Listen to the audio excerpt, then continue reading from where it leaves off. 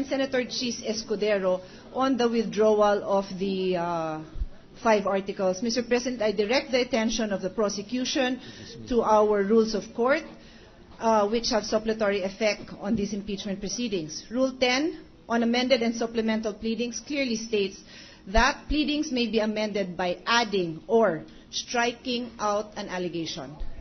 And this can only be done subject to Section 2 and Section 3, wherein Section 2 states that an amendment is a matter of right before a responsive pleading is filed. We all know that the responsive pleading has been filed, and therefore it is Section 3 that comes into effect, which states that the amendments can only be made with leave of court, except as provided in the next preceding section, substantial amendments may be made only upon leave of court. This refers to civil proceedings.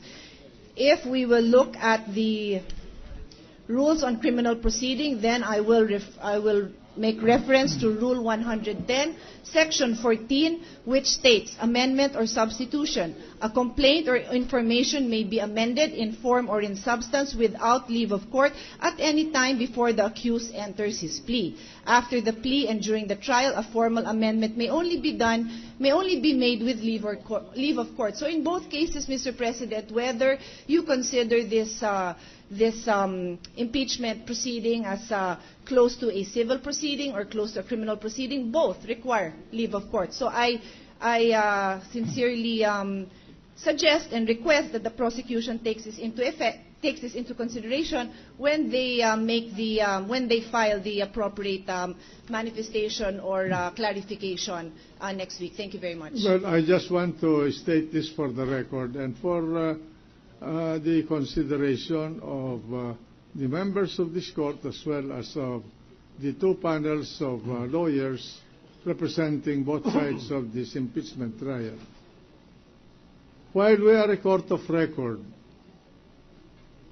we are not really strictly a court that maintains a record for purposes of appeal, because there is no appeal in this case. And so therefore we are blazing a new trail, though the rules that were mentioned, in my humble opinion, are not applicable to this particular proceeding, because there's no assignment of errors to be thought about for the future, because there is no appeal lying in the decision of this court. Either we pronounce the respondent guilty, or we say he's not guilty, and either side, no appeal lying. The end of the matter will be the verdict of this court. Unlike in an ordinary civil proceeding, civil case, or in a criminal case, if the defendant is convicted, he can appeal to a higher court and assign reviewable errors of the lower court. Or in a civil case, whoever loses in the civil case can appeal the case and assign reviewable errors in his appellate pleading. In this case, there is no appeal. So whatever we say with respect to the evidence, with respect to the admissibility of evidence, ends there. They're recorded for the reference purposes, but the verdict will be rendered by this court on the basis of the appreciation, final and ultimate appreciation of each of the members of the Senate sitting as judges, jurors in this. That's why I called it jurors, because each one of us will form a judgment of this case, of the respondent. Once that judgment is rendered, we count the number of votes that will vote in favor of acquittal, as well as the number of votes involving that will be in favor of pronouncement of guilt, and if it is guilt, whether we attain the two-thirds vote, which is an absolute 16 of all the members of the Senate. So all of these discussions are for our own guidance. But since there is no reversible error in this proceeding, because there's no appeal, we will take the bull by the horn when we reach the bridge, so to speak. Okay? Thank you. Your Honor, please. Mr. President. We understood the position of the Honorable Presiding Judge, Your Honor, but there seemed to be some plausibility on the statement made by the Honorable Senator Pia and Senator Miriam Defensor Santiago, Your Honor, because what is involved in their articulation, Your Honor, or postulation, are merely rules of procedure, Your Honor, Yes. not on the validity of whatever judgment this court may render after trial on the merits. The issue that was posed a while ago is what mood must be taken, must be followed in connection with the non-discussion anymore, or non-taking into consideration of impeachment articles 1, 4, 5, and 6, and 5 articles, Your Honor. We have not yet reached that stage, Your Honor, where a judgment on the merits had been rendered.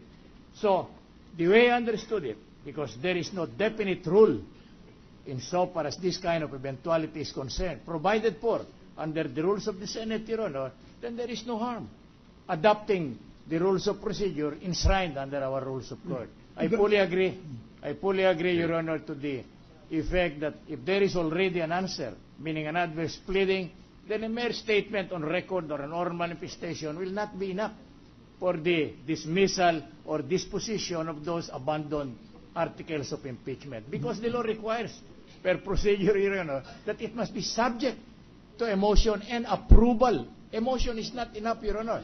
Even a mere notice is not enough in my assessment. But precisely, I made it clear that there will be no evidence being presented on those articles, and second, there will be no judgment on the pleading.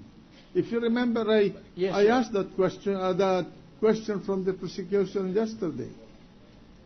So, but I will not begrudge and take it away from the defense to use whatever material evidence they have with respect to Article 1, Article 4, Article 5, Article 6, Article 8, to be used for the defense of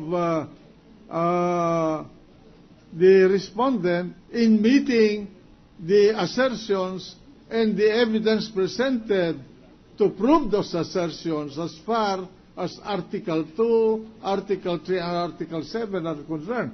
In other words, you have the advantage.